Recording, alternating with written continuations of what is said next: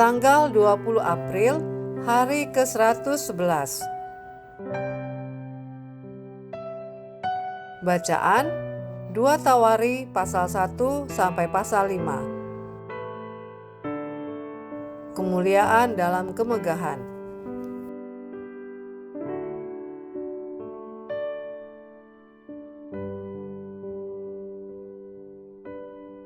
Garis besar.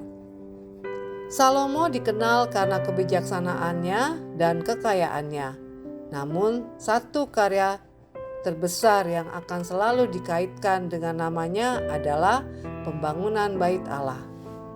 Selama 7 tahun, lebih dari 150.000 pekerja dikerahkan untuk membangun tempat ibadah yang menakjubkan, penuh dengan emas, perak, perunggu, dan kayu cedar pilihan.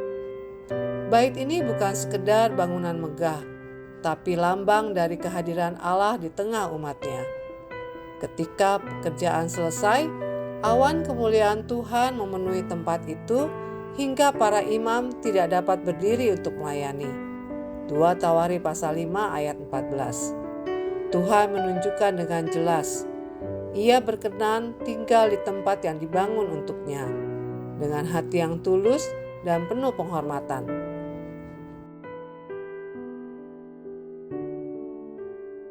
Renungan harian. Bagaimana reaksi Anda saat melihat orang percaya yang hidup dalam kelimpahan?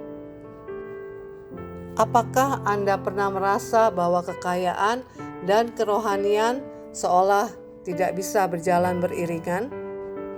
Sebenarnya bukan soal berapa banyak yang dimiliki seseorang, tapi apa yang ia lakukan dengan yang dimilikinya. Salomo kaya raya, itu fakta. Tapi ia juga mengerti bahwa semua yang ia miliki adalah anugerah dari Tuhan. 2 Tawari pasal 1 ayat 11 sampai 12. Dan dengan kekayaan itu, ia membangun bait suci untuk kemuliaan Tuhan, bukan untuk dirinya sendiri. Hari ini, renungkan, apakah berkat materi yang Anda miliki saat ini sudah digunakan untuk memberkati orang lain? Apakah ada sesuatu yang bisa Anda berikan, baik waktu, uang, tenaga, atau perhatian untuk menyatakan kasih Tuhan kepada sesama? Uang bukan masalah. Yang menjadi masalah adalah ketika uang menggantikan Tuhan di hati kita.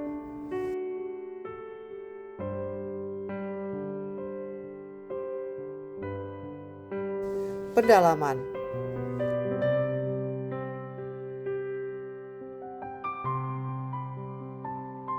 Bait yang berubah seiring zaman. 2 Tawari pasal 2 ayat 1. Bait yang dibangun oleh Salomo mengalami banyak perubahan sepanjang sejarahnya. Pasal 2 ayat 1. Struktur aslinya dihancurkan ketika orang-orang Babilonia menaklukkan Yerusalem dan mengirim penduduknya ke pengasingan pada tahun 586 sebelum Masehi. 70 tahun kemudian, orang Yahudi yang telah kembali dari pengasingan berhasil membangun kembali bait suci yang menurut para sejarawan disebut sebagai bait suci kedua atau bait suci Zerubabel. Dinamai sesuai dengan orang yang memimpin usaha pembangunan.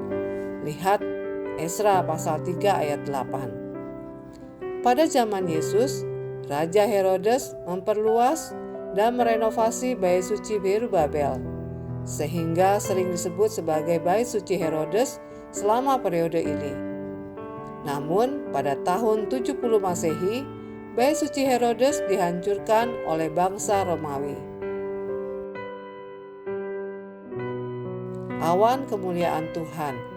2 Tawari pasal 5 ayat 14. Ketika awan memenuhi bait suci, itu adalah tanda bahwa Tuhan hadir secara nyata.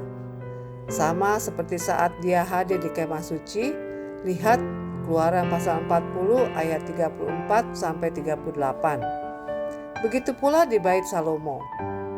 Tapi peringatan muncul dalam sejarah kemuliaan Tuhan akhirnya meninggalkan bait karena dosa umatnya. Lihat Yehezkiel pasal 10 sampai pasal 11. Tuhan memang penuh kasih, tapi Ia tidak tinggal selamanya di tempat yang mengabaikan kekudusannya. Demikian renungan hari ini. Jika Anda ingin mendengarkan bacaan Alkitab hari ini, silakan buka tautan video yang tersedia di layar Anda. Amin. Tuhan Yesus memberkati.